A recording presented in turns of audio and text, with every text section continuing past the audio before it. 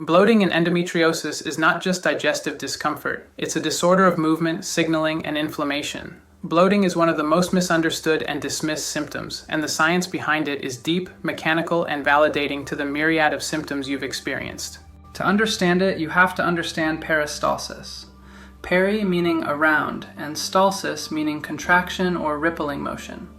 In other words, Peristalsis is the coordinated, wave-like contraction of smooth muscle that moves contents through the gastrointestinal tract. It depends on intact nerve signaling, normal, smooth muscle responsiveness, and balanced inflammatory control. In endometriosis, all three are disrupted. First, inflammation. Endometriosis is associated with chronic immune activation and elevated inflammatory mediators. Mast cells and macrophages, which are found in and around endometriotic lesions, release cytokines and histamine that directly interfere with smooth muscle contraction.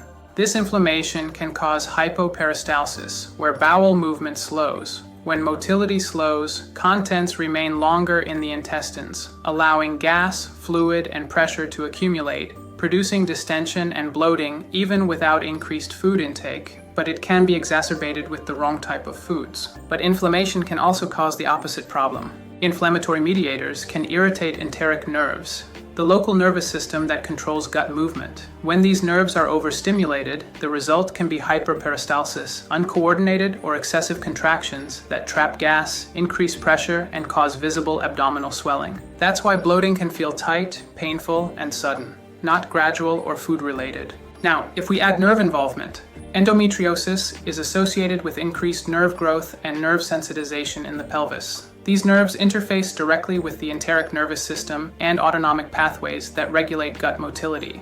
When pelvic nerves are inflamed or sensitized, the gut receives distorted signals, leading to erratic peristaltic patterns. The bowel may spasm in one segment and stall in another, creating pressure differentials that physically distend the abdomen. Hormones amplify this. Estrogen receptors are present in gastrointestinal smooth muscle and enteric neurons. Dysregulated estrogen signaling alters calcium handling and muscle contractility, further disrupting peristalsis. this is why bloating often worsens around hormonal shifts or during flares. The gut's movement patterns are being hormonally modulated in an already inflamed environment. Finally, fibrosis and adhesions matter. Fibrotic tissue and adhesions restrict the normal movement of the bowel. When sections of intestine cannot glide freely, peristaltic waves lose efficiency. Pressure builds upstream, causing distension that looks and feels like extreme bloating. So what people experience as endobelly may not be entirely excess gas or poor digestion.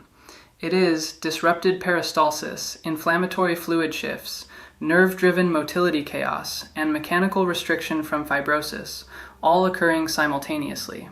That's why diet alone rarely fixes it, and why bloating can appear severe, unpredictable, and resistant to standard GI explanations. And for many endo warriors, why they have secondary issues that mirror IBS-C or IBS-D, but the reality is it may not be that at all. In endometriosis, bloating is a motor control problem driven by inflammation and nerve signaling, not a failure of digestion or discipline.